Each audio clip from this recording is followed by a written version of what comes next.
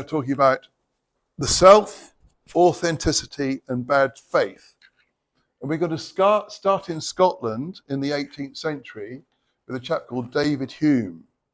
And I'm going to read you a little quote from Hume. He says, so Hume is criticizing the philosophers that talk about the self as though there is some actual thing called the self that can be identified. Hume says, for my part, when I enter most intimately into what I call myself, I always stumble on some particular perception or other. I may venture to affirm of the rest of mankind that they are nothing but a bundle or collection of different perceptions. So what Hume is saying is that when he looks inward to try and find this self, he just sees perceptions, emotions, experiences. This is sometimes known as the bundle theory of the self. And it's used as a critique of the idea of an essential or stable self.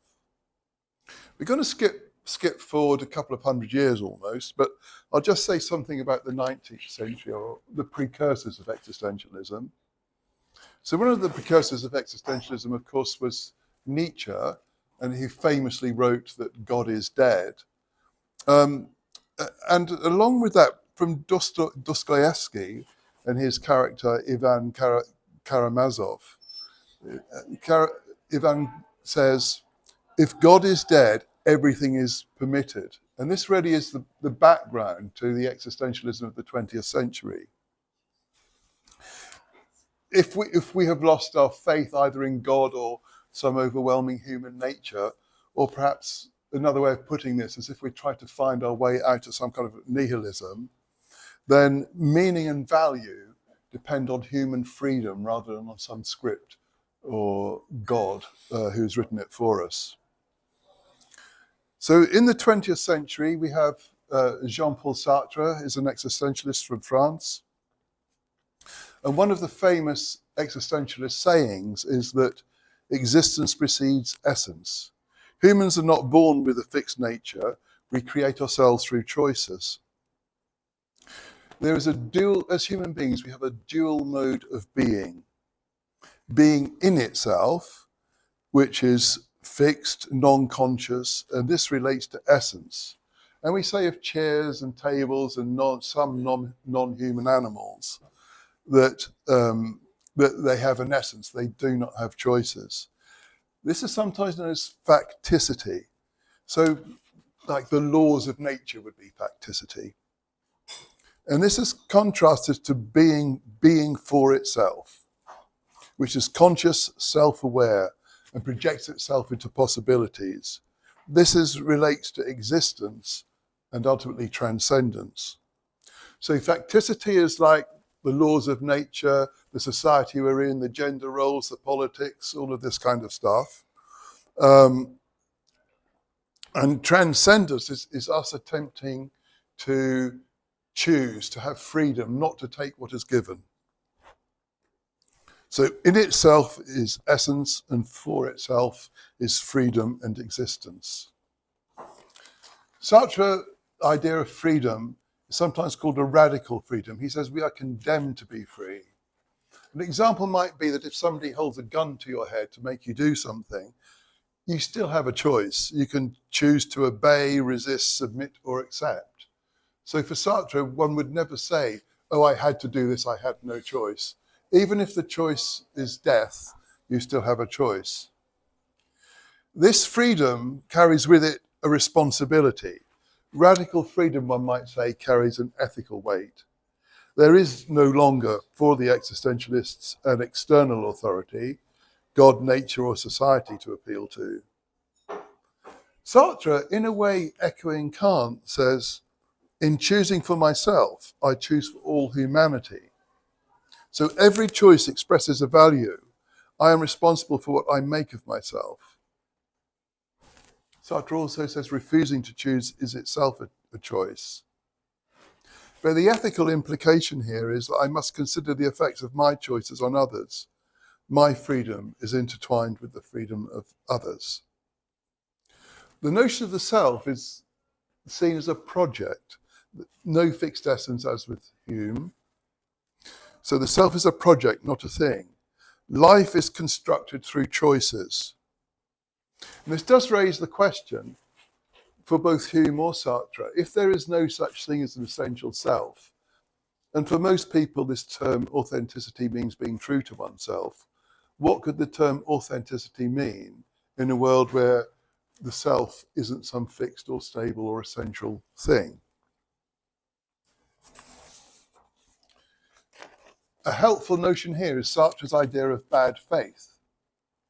Bad faith is when we deny our freedom by accepting the roles determined by biology, ideology, gender norms, and social expectations. Sartre gives an example of a waiter. He says that somebody who in their role as a waiter becomes a very good waiter is not being themselves. They are simply playing a role. And this is one of his examples of bad faith.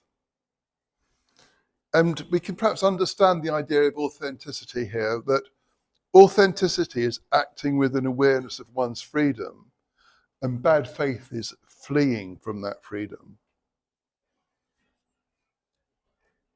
Simone de Beauvoir, another existentialist, has a slightly different take on this. She emphasizes social structures more than Sartre. She points out women's unique relationship to imposed gender roles. And one of her examples is what she calls a narcissistic woman who performs effectively a male fantasy. And her idea there is the kind of the woman who, through the way she dresses, the way she acts, kind of objectifies herself, performs the role of an object a male might be attracted to. So rather than being herself, she is effectively becoming an object of a male fantasy. From de Beauvoir, we get the idea that the personal becomes political. Individual choices reflect, reproduce, or resist social power. And although Beauvoir didn't actually come up with this phrase herself, there was a phrase in the 60s and 70s that the personal is political. So Beauvoir, more than Sartre, says that freedom is exercised in a social or political context. So where they agree, Sartre and Beauvoir, they're critiquing people who are merely role players. And there are thinkers who describe the self as people playing a series of roles. It occurs to me that if you were an actor and an existentialist, you would be in a pretty unhappy position because your job is to play roles, isn't it? In fact, I've got a nice little quote from Shakespeare here, from As You Like It. All the world's a stage, and all the men and women merely players. They have their exits and their entrances, and one man in his time plays many parts. So we could say that the Shakespearean idea there is a very good example of bad faith. So in conclusion then, we've looked at three main writers this evening: David Hume, Jean-Paul Sartre, and Simone de Beauvoir. Hume challenges the idea of an essential self and instead points us to an ever-shifting bundle of perceptions, feelings, and emotions. With the existentialists, we focus on a theme we often meet in philosophy, that human beings are simultaneously subjects and objects. For Sartre, the self is a project condemned to choosing. His notion of bad faith shows how we can deny that freedom by hiding behind our facticity, by letting ourselves be treated or treating ourselves as objects. Beauvoir places more emphasis on how social structures and ideologies shape us, especially through gender roles. It's largely through her work that the idea of objectification, particularly of women, enters the wider discussion. For both Sartre and Beauvoir, then, the self is not a finished thing, but a process or a project that is continually becoming. And so in the discussion that follows, we, you, all of us, might consider whether these approaches help us think about how to live, what it means to be a human being.